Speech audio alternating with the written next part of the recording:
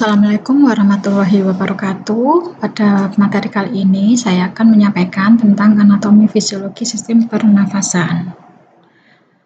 Ya, yang pertama kita pelajari dulu ya anatomi sistem respirasi.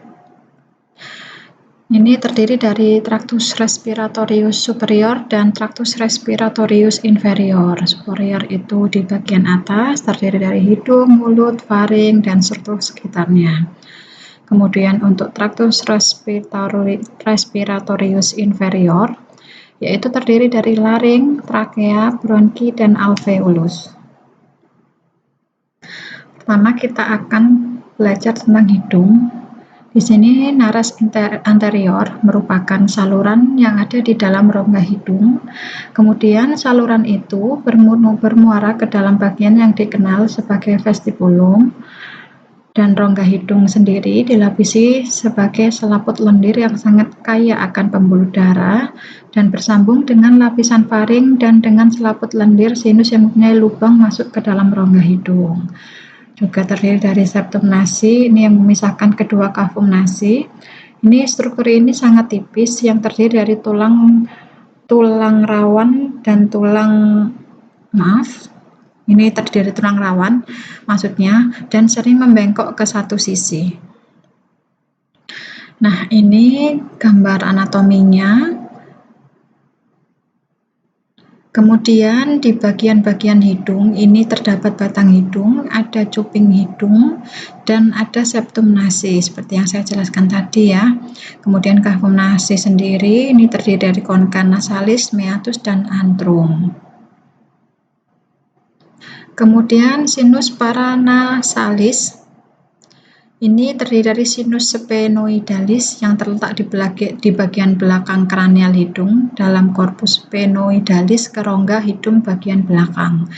Kemudian ada sinus ethmoidalis, kemudian ada sinus frontalis yang terletak dalam infundibulum meatus nasi media, dan yang keempat ada sinus maxillaris yang terdapat pada dinding lateral hidung korpus maxillaris yang bermuara di hiatus maxillaris ke rongga hidung hiatus semilunaris media. Kemudian kita tahu ya fungsi hidung ini sebagai alat untuk menghangatkan, ini untuk menyesuaikan suhu udara luar ke suhu dalam paru dengan adanya struktur konke dan septum. Nah, ini biasanya seperti contohnya kalau misalnya kita berada di suhu yang rendah atau di tempat yang dingin, itu secara tidak langsung hidung kita akan lembab ya, kadang sampai bisa mengeluarkan cairan. Kemudian melembabkan, ini menyesuaikan kelembapan udara dari rendah ke 98%. Kemudian sebagai filter, penyaring, ini melaksanakan filter terhadap debu yang berukuran 5 mikron ke atas.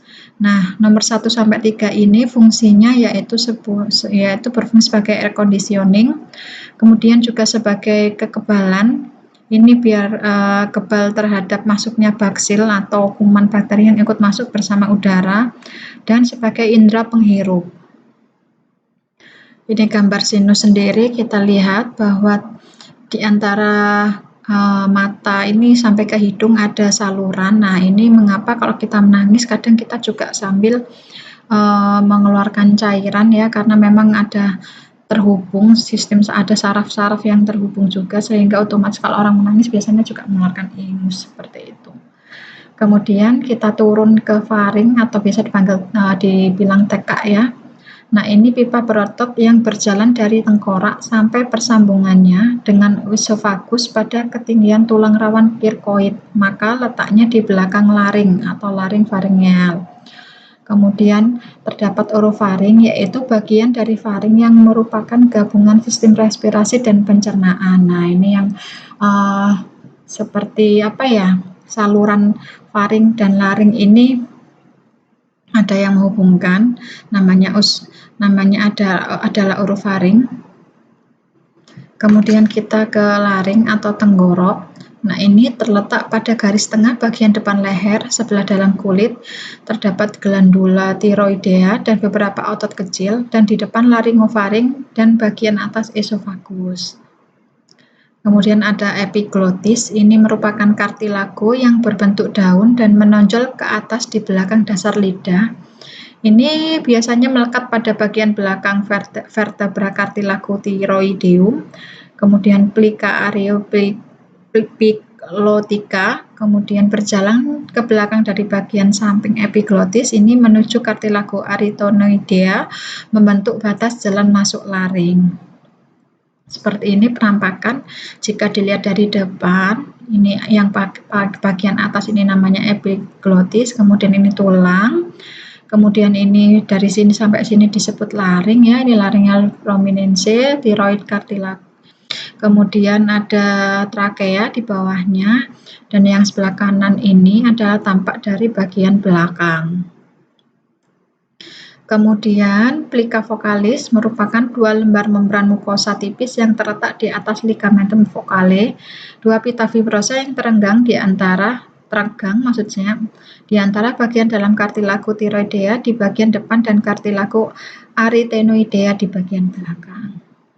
Kemudian terdapat fonasi, ini yang merupakan yang menghasilkan suara.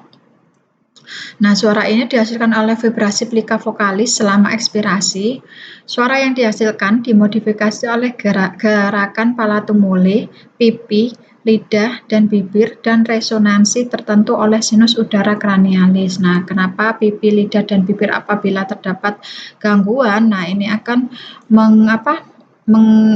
ada juga terdapat pada gangguan ketika kita berbicara seperti itu. Misalnya pada bibir sumbing ya. Nah, ini kan tampak berbicaranya tidak jelas, kemudian apabila lidahnya terlalu pendek, maka dia akan cadel ya, bahasanya seperti itu. Nah, ini gambarnya seperti ini, tampak anterior dan posterior. Kemudian ada trakea atau batang tenggorok. Nah, ini merupakan tabung fleksibel dengan panjang kira-kira 10 cm dengan lebar biasanya 2,5 cm. Trakea ini berjalan dari cartilago cricoidea ke bawah pada bagian depan leher dan di belakang manubrium sterni.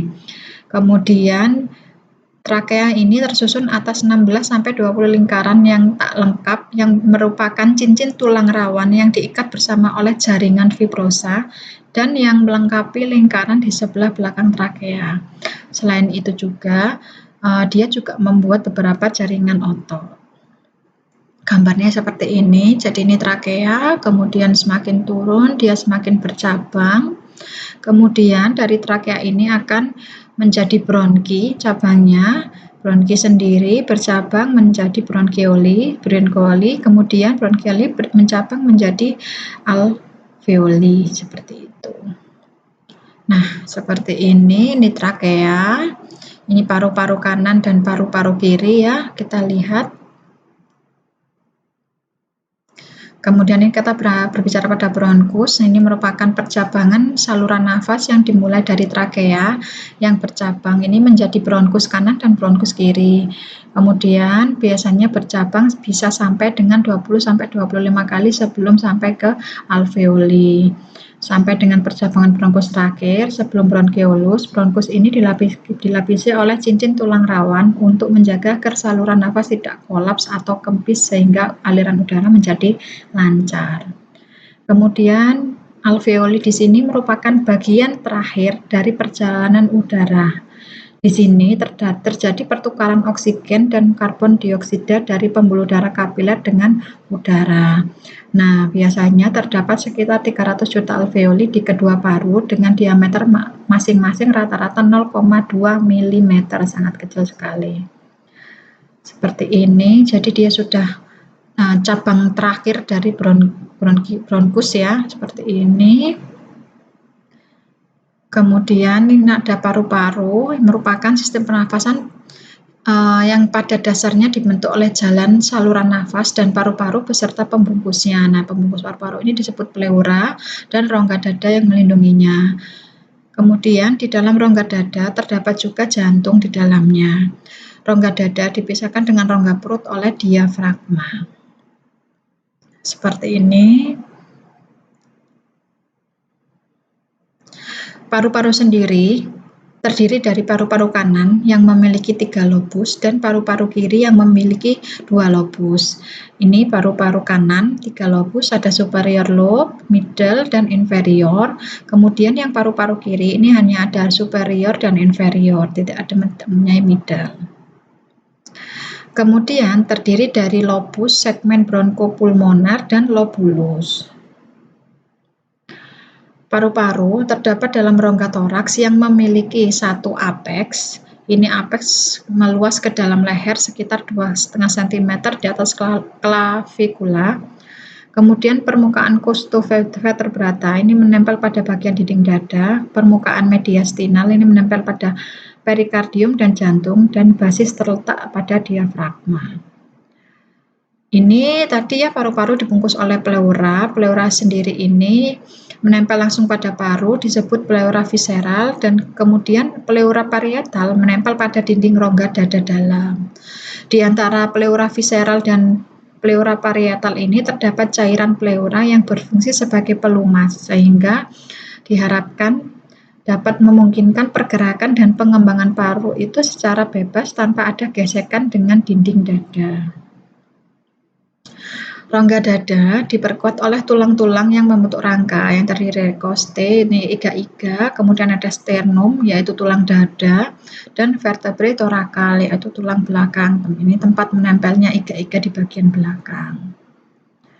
Kemudian terdapat juga otot-otot yang menempel yang berfungsi dalam bernafas ini sebagai berikut. Ada intercostalis externus. Nah, ini yang berfungsi sebagai mengangkat masing-masing iga. Kemudian ada sternocleidomastoid, ini yang mengangkat sternum atau tulang dada. Ada scalenus maksud saya yang mengangkat dua iga teratas. Ada intercostalis internus, ada otot perut dan otot dalam diafragma yang dapat menurunkan diafragma. Nah, ini otot-ototnya. Otot scalenus, otot sternocleidomatoid, dan otot intercostal internus. Kemudian yang bagian bawah ada otot perut dan otot diafragma. Nah, ini mekanisme dari pernafasan seperti ini. Ketika udara masuk, maka oksigen itu masuk ya ke dalam paru-paru. Kemudian ketika ke pernafasan atau ekshalasi, nah ini udara keluar, maka yang keluar adalah gas karbon dioksida. Kemudian untuk mekanisme sendiri ada inspirasi dan ekspirasi. Inspirasi memasukkan udara ke paru-paru dan ekspirasi adalah pengeluaran udara dari paru-paru. Nah, ini melibatkan kontraksi dari relaksasi otot-otot tulang rusuk dan otot diafragma. Kemudian saat mekanisme inspirasi ini udara masuk, tulang rusuk akan terangkat karena kontraksi otot antar tulang rusuk dan diafragma berkontraksi. Seperti itu bisa dirasakan.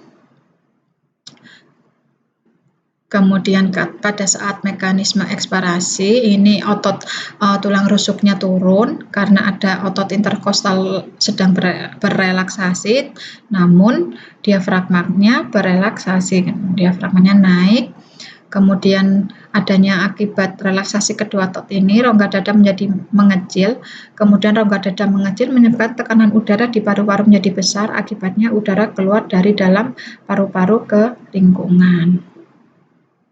Nah, untuk volumenya pada inspiratory reserve volume atau IRV ini 3.100 ml, kemudian ada volume tidal, ada volume expiratory reverse volume, dan ada residual volume. Nah, ini keseluruhan totalnya mencapai 6.000 ml. Kemudian untuk pertukaran gas oksigen dan karbon dioksida ini ada beberapa proses, yaitu pengikatan O2. Ini di alveolis memiliki O2 lebih tinggi daripada O2 di dalam darah. Kemudian O2 masuk ke dalam darah melalui difusi melewati membran alveolus. Di dalam darah O2 sebagian besar diikat oleh hemoglobin yang terdapat pada eritrosit sehingga menjadi oksihemoglobin HbO HbO2. Kemudian selain diikat oleh hemoglobin, sebagian kecil O2 larut di dalam plasma darah. Setelah berada di dalam darah, O2 kemudian masuk ke jantung melalui vena pulmonalis untuk diedarkan ke seluruh tubuh yang membutuhkan. Kemudian untuk pengeluaran karbon dioksida, ini di dalam jaringan karbon dioksida lebih tinggi dibandingkan yang ada di dalam darah. Jadi ketika O2 di dalam darah berdifusi ke jaringan, maka CO2 di jaringan akan segera masuk ke dalam darah. Ketika CO2 berada di dalam darah, sebagian besar CO2 akan dirubah menjadi ion bikarbonat. Nah, dari 20% CO2 akan terikat oleh hemoglobin pada eritrosit, sedangkan 10%-nya karbon dioksida lainnya larut dalam plasma darah. Di dalam darah, karbon dioksida dibawa jantung, kemudian oleh jantung, karbon dioksida dalam darah dipompa ke paru-paru melalui arteri pulmonalis. Di dalam paru-paru, CO2 akan dikeluarkan dari tubuh melalui ekspirasi. Jadi proses masuk dan keluarnya O2 serta CO2 ini juga bekerja sama dengan organ yang bernama jantung, seperti itu. Nah, untuk pertukaran O2-nya itu seperti ini ya. Jadi dia berikatan dengan hemoglobin menjadi oksihemoglobin.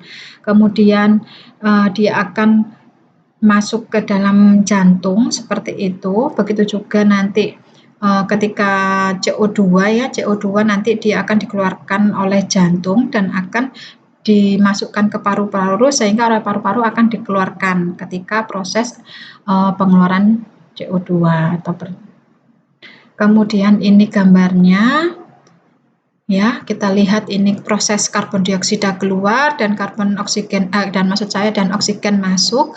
Oksigen masuk dibawa oleh sel darah ya ke jantung dan akan diedarkan oleh jantung ke seluruh tubuh. Seperti ini mekanismenya oleh arteri pulmonalis. Kemudian pernafasan terdiri dari 4 proses, yaitu ventilasi, keluar masuknya udara karena adanya selisih tekanan yang terdapat antara atmosfer dan alveolus. Kemudian ada distribusi, yaitu pembagian udara ke cabang-cabang bronkus. Ada transportasi dan difusi, ada transport O2 dan CO2 dalam darah dan cairan tubuh ke dan dari sel, ada difusi O2 dan CO2 antara darah dan alveoli. Di sini terjadi pertukaran gas-gas antara alveoli dan kapiler dipengaruhi oleh tekanan parsial O2 dan CO2 dalam atmosfer. Yang keempat ada perfusi, yaitu aliran darah yang membawa O2 ke jaringan. Seperti ini. Paru-paru ya, tadi ventilasi, ada di proses difusi, kemudian di kardio atau jantung ini ada oksigenasi, kemudian ada transportasi. Nah, ini di jaringan ada proses difusi seperti itu. Kemudian jenis respirasi, ada respirasi eksternal, ada respirasi internal. Respirasi eksternal adalah O2 dibawa dari udara luar sampai ke kapiler. Sedangkan respirasi internal yaitu O2 dari kapiler sampai ke sel pada jaringan. Nah, ini proses respirasi eksternal tadi ya. Kemudian respirasi internal dari jaringan ya, yang terdapat dari jaringan.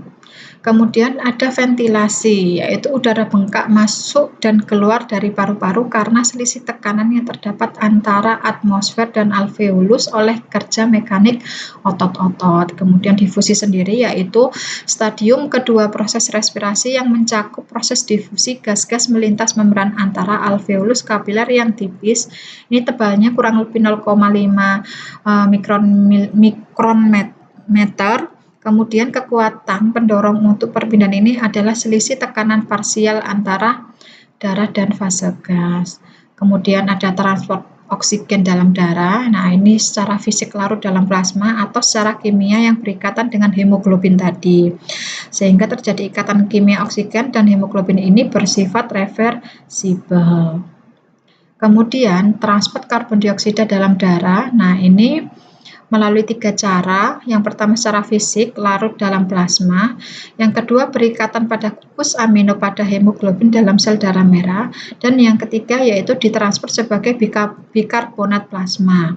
Nah, ini seperti ini rumusnya.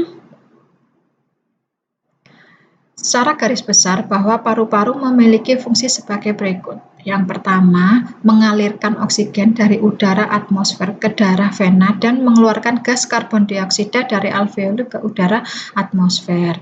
Yang kedua, menyaring bahan beracun dari sirkulasi.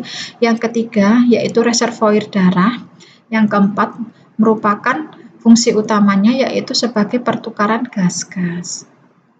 Nah, untuk kontrol pernafasannya terdapat di dalam otak, yaitu di pusat pengaturan pernafasan yang bernama pons dan medula. Nah, di sini akan memberikan perintah kepada neuron motorik. Nah, maka akan adanya aktivitas relaksasi dan aktivasi dari diafragma dan otot interkostal, sehingga adanya jantung ini bisa berdenyut lebih cepat atau lebih lambat.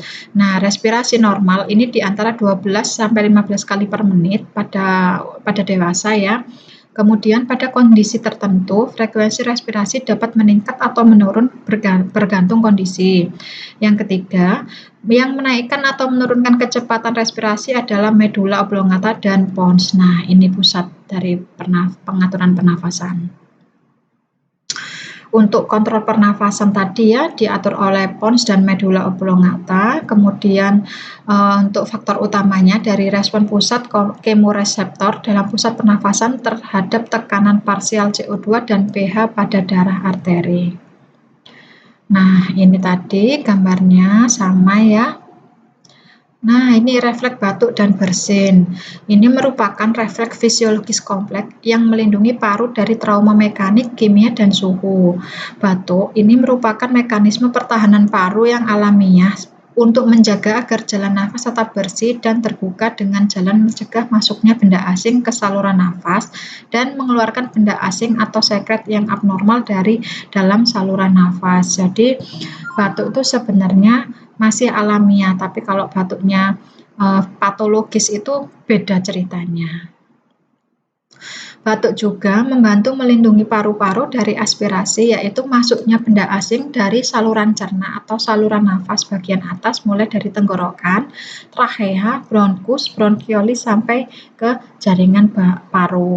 Nah, di sini bisa kita bayangkan kalau kita makan tersedak kan langsung responnya adalah batuk seperti itu, karena ada makanan yang harusnya masuk ke dalam saluran pencernaan malah masuk ke saluran pernapasan seperti itu. Nah, ini tadi proses batuk, ada rangsangan pada medula oblongata, kemudian ada 2,5 liter udara direspirasikan, epiglotis dan pita suara menutup rapat udara dalam paru, kemudian otot perut berkontraksi kuat mendorong diafragma, kemudian pita suara dan epiglotis tiba-tiba terbuka lebar sehingga udara yang tertekan dalam paru-paru keluar dengan cepat membawa benda asing yang terdapat pada jalan nafas. Kemudian untuk refleks bersin ini sangat mirip dengan refleks batuk, kecuali refleks ini berlangsung pada saluran hidung, bukan pada saluran nafas bagian bawah. Rangsangan yang menimbulkan refleks bersin adalah iritasi dalam saluran hidung, impuls aferen berjalan dalam nervus kelima menuju medula di mana refleks ini dicetuskan. Kemudian terjadi serangkaian reaksi yang mirip dengan refleks batuk, tetapi uvula ditekan sehingga sejumlah besar udara dengan cepat melalui hidung, dengan demikian membantu membersihkan saluran hidung dari benda asing. Nah, tadi sudah kita belajar tentang anatomi dan fisiologi dari sistem pernafasan. Di sini saya akan menjelaskan tentang patofisiologi sistem pernafasan. Nah, patofisiologinya itu kita tahu ya, infeksi saluran pernafasan ini ada letak yang bagian atas dan bagian bawah. Sehingga pada infeksinya juga disebut infeksi saluran pernafasan atas atau ISPA, yang biasa kita kenal ISPA. Ini bisa terjadi secara akut atau kronik, dan infeksi saluran pernafasan pada pernafasan bawah. Nah, ini juga bisa pada infeksi akut dan kronik.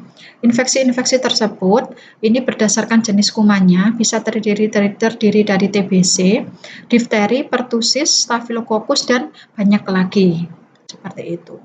Seperti ini kita ketahui yang lagi saat ini terjadi dan marak adalah coronavirus disease. Nah, virus corona ini merupakan sebutan untuk virus baru yang dapat menyebabkan penyakit pada hewan dan manusia. Seperti kita ingat, ya, awal mulanya dari kelelawar ya yang dikonsumsi oleh manusia, kemudian manusianya tertular sampai sekarang. Kemudian beberapa contoh penyakit pada manusia yang disebabkan oleh virus corona ini bisa terjadi antara lain MERS, ini biasanya terkenal dengan sindrom pernafasan dari Timur Tengah karena saat itu yang pertama adalah dari Timur Tengah, dan SARS yaitu sindrom pernafasan akut parah. Untuk masa inkubasi dari masuknya virus ke dalam tubuh sampai munculnya gejala awal adalah 1 sampai 14 hari dengan rata-rata timbulnya gejala selama 5 hari. Nah, oleh karena itu kita wajib isolasinya itu adalah 14 hari karena ini tadi untuk mencegah virusnya menular ke orang lain sehingga virus tersebut diharapkan tidak masuk ke dalam orang lain, tidak semakin meluas ke masyarakat lain seperti itu. Kemudian selain itu ada kelainan sistem respirasi yang lain, kita kenal ada influenza ya. Nah, ini biasanya pilek, hidung tersumbat, bersin-bersin, tenggorokan gatal, kemudian ada juga asma, ini merupakan suatu penyakit penyumbatan. Ini disebabkan oleh alergi, bisa akibat adanya alergi terhadap rambut, bulu debu, atau tekanan psikologis yang bersifat atau adanya tekanan psikologis. Nah, asma ini biasanya bersifat menurun. Jadi biasanya kalau orang tuanya asma itu bisa jadi anaknya juga asma seperti itu. Makanya kalau misalnya kita menanyakan ketika ada pasien yang periksa gitu apakah punya keturunan asma, nah itu karena memang asma itu sifatnya adalah menurun. Kemudian kelainan yang lain ada tuberkulosis, ini penyakit paru-paru ya, TBC biasanya. Ini biasanya disebabkan oleh bakteri Mycobacterium tuberculosis. Nah, ini adanya bintil-bintil atau peradangan pada dinding alveolusnya seperti ini. Kita lihat dalam paru-parunya dia ada bintil-bintil. Kemudian ada sinusitis. Kalau sinusitis ini berhubungan dengan sinus ya, peradangan pada sinus yang di dalamnya terkumpul nanah seperti itu. Apabila tidak disedot ini sangat nyeri sekali, bisa menyebabkan pusing yang hebat seperti itu. Kemudian ada rinitis, ini gangguan radang pada hidung akibat infeksi oleh virus tahpim, juga bisa dikarenakan karena reaksi alergi terhadap cuaca, serbuk sari, dan debu. Kemudian ada wajah adenoid, ini akibat dari pembekakan dari kelenjar limfa yang ada di sekitar tekak dan hidung yang mempersempit jalan nafas. Nah, biasanya penderita lebih suka bernafas lewat mulut. Kemudian ada pleuritis. Nah, pleuritis berarti radang pada selaput paru-paru ya, yang membungkus paru-paru tadi kan namanya pleura. Kemudian ada faringitis, ini radang pada faring akibat infeksi oleh bakteri Streptococcus atau bakteri yang lainnya. Kemudian ada laringitis, ini radang pada laring yang disebabkan oleh infeksi virus dan bakteri. Ada bronkitis, yaitu radang pada cabang tenggorokan akibat infeksi virus antara lain seperti virus dan bakteri maksud saya. Kemudian ada asifikasi, yaitu gangguan pernafasan pada waktu pengangkutan oksigen yang disebabkan oleh tenggelamnya akibat alveoli terisi air, pneumonia. Bisa juga keracunan CO dan HCN atau gangguan dari sistem sitokrom atau saat adanya gangguan pada enzim pernafasannya. Kemudian ada asidosis, yaitu kenaikan kadar asam karbonat dan asam bikarbonat dalam darah sehingga pernafasannya terganggu. Kemudian ada emfisema, yaitu penyakit pembengkakan karena pembuluh darahnya kemasukan udara. Ada juga pneumonia, ini biasanya penyakit infeksi yang disebabkan oleh virus atau bakteri pada alveoli yang menyebabkan terjadinya radang paru-paru. Jadi ini sangat sering sekali ya pneumonia, ini salah satu ciri-ciri dari virus corona juga adanya pneumonia di paru-paru.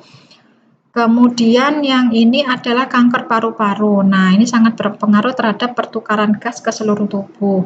Biasanya ini disebabkan akibat kebanyakan merokok, menghirup asap rokok, debu, asbes, adanya terkena radiasi ionisasi, produk petroleum dan kromium. Nih, paru-parunya rusak seperti ini.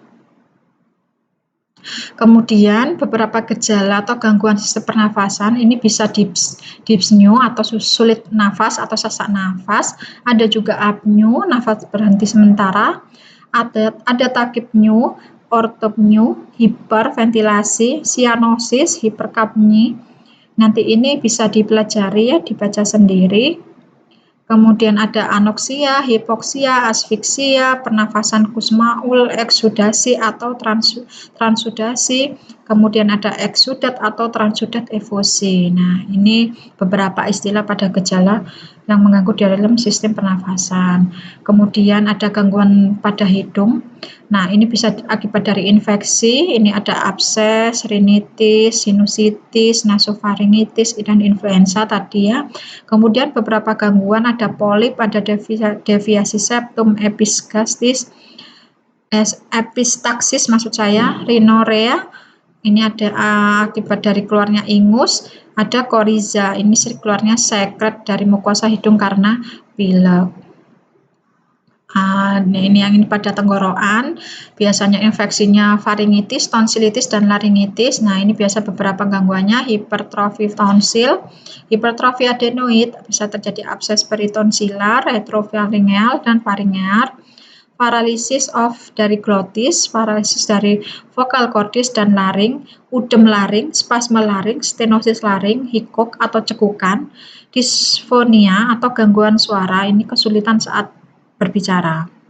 Kemudian gangguan pada paru-paru ini bisa disebabkan infeksi, bisa dari bronkitis akut, bronkitis kronis, bronkopneumonia, lupus pneumonia atau biasanya disebut pneumonia. Kemudian ada juga pneumonia karena bakteri, virus, agen kimia atau penyakit lain, bisa juga disebabkan karena virus corona tadi. Untuk gangguannya ini seperti bronkospasme, kemudian consolidation, proses pemadatan jaringan dari paru, ada emfisema tadi, pneumitis, atelektasis, bronkiostasi, pulmonary collapse. Kemudian ada gangguan pada toraks ya, dan gangguan pada fungsi paru. Kemudian istilah terkait gangguan yaitu ada sputum, hemopstitis, mukoporulen, dan batuk produktif. Nanti bisa dicari sendiri apa sih istilah-istilah ini karena akan terkait pada kodifikasinya ya. Baik, sekian presentasi dari pemaparan materi dari saya. Terima kasih atas perhatiannya. Assalamualaikum warahmatullahi wabarakatuh.